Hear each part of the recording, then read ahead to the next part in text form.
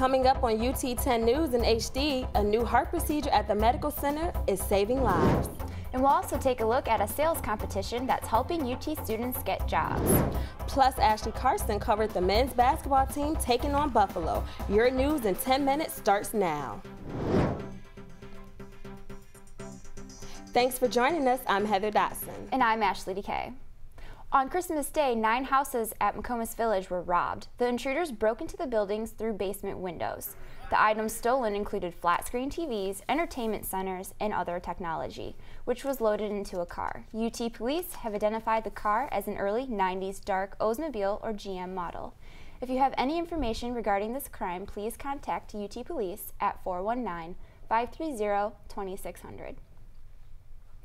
Over the Martin Luther King holiday, the Ottawa East Residence Hall was in the dark. Reporter Vince DiGuglielmo shed some light onto the situation. The building lost power at 5:15 that evening. Students were given little information or direction.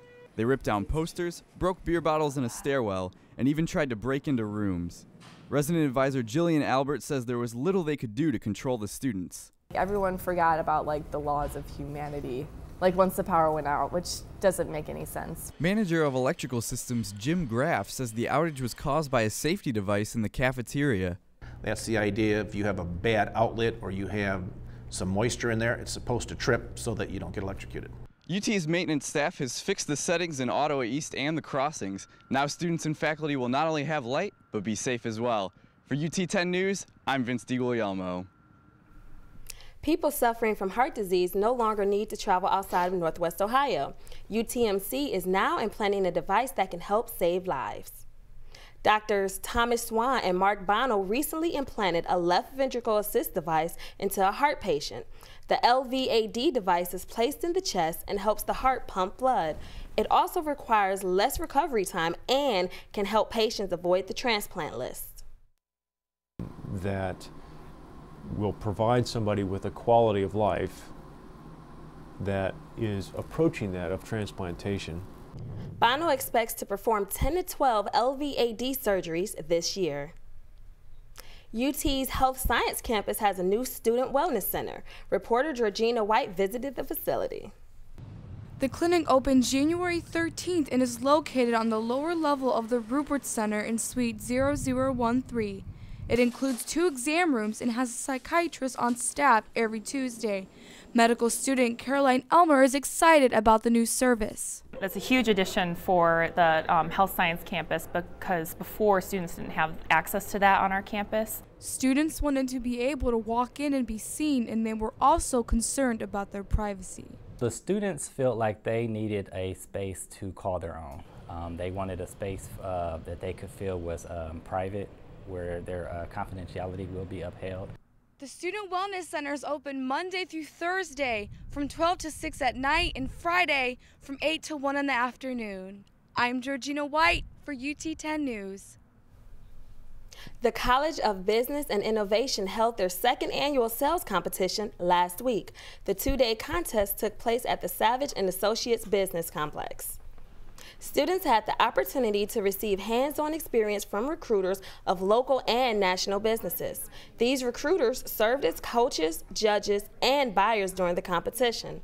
After 3 rounds, 36 students were narrowed down to 2 winners, 1 senior and 1 junior. Last year when we did this competition, 70% of our students had job offers from the competition. Leslie Humphreys won the senior division and Brittany Bodie won the junior division. The Catherine Eberly Center is offering scholarships for women in need. Reporter Rosalind Muniz looked into how to earn one of these awards. The center has scholarships for women studying math, engineering, and furthering their degree. The scholarships range from $500 to $1,000 and will be awarded to 5 students. We have a lot of women that use our center that are trying to get back into school, and so this is a great way that we can try to help them. It just helps out with not having to take out so many loans and stress about being in debt. Applications are available on the Eberly Center website and are due March 15th. Winners will be notified May 1st.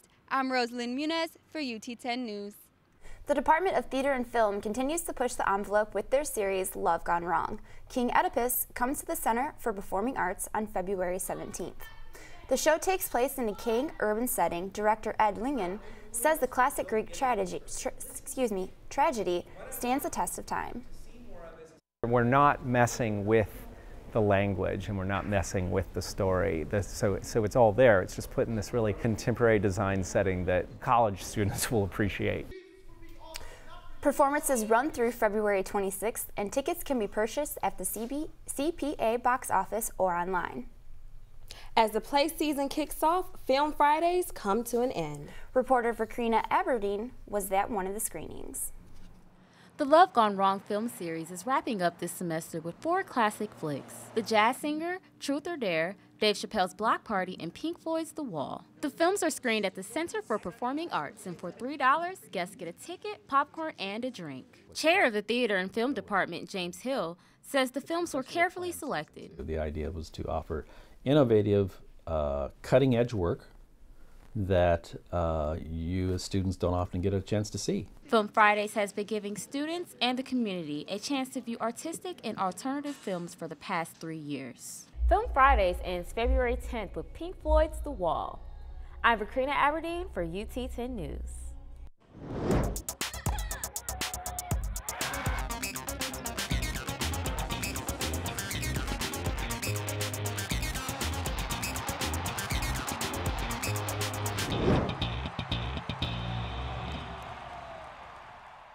I'm Ashley Karsten, and this is your UT10 Sports. Coming up, I'll have a recap of the men's and women's basketball games, but first, the women's tennis team was looking to rack up a non-conference win against the University of Illinois Chicago Flames on Saturday.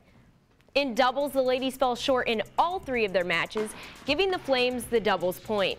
Then in singles, Rocket senior Kelsey Annenson and freshman Pia Rigg defeated their opponents, giving UT a chance to win.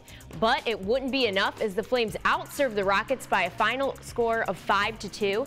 The women's tennis team will continue their season on the road until March 11th. Over to the hardwood, the men's basketball team was fighting for more than just a game on Saturday. UT hosted the 2nd annual Tie One On event to help beat cancer. And there's Coach Todd Kowalczyk sporting a bow tie for the cause tonight. The Rockets fired up early on. Julius Brown hits Matt Smith across the key for the 3-pointer, putting UT up by 5. Now watch Brown again here as he sinks a 3 to beat the shot clock. UT in the lead 18-15. Keeping the intensity, Ryan Pearson cuts to the basket for a reverse layup. The Rockets now up by 7. The Bulls had trouble stopping Pearson all night. Here he is again wide open for the basket. This puts UT up 34-23. Now on to the second half. The Rockets trying to keep their lead. Not once, not twice, but 3 times. The man of the night with the putback and one. Pearson finished the game with a team-high 26 points. But it wasn't enough. This bow tie affair would end with the Bulls defeating the Rockets by a final score of 72-65. Despite the loss, Coach Kowalczyk was proud of his team. Tonight, I feel bad for our guys. They played their hearts out. You know, when we competed, we did all the things we needed to win the game. And while the men were at home, the women were away Saturday night facing Kent State. UT set the pace early on by scoring the first 10 points of the game and never gave up their lead. Shooting 44.7% from the field, the Rockets stretched their winning streak to 7 with a final score of 66-55. More good news for the Lady Rockets. Senior co-captain Nama Shafir will return. Yes, I said will return next season. Shafir was redshirted this year after suffering from a torn ACL back in November in their game against Indiana. I'm not happy it happened, but I see it as an opportunity, and I feel like I still need to finish something. I feel like that's not the way I want it to end.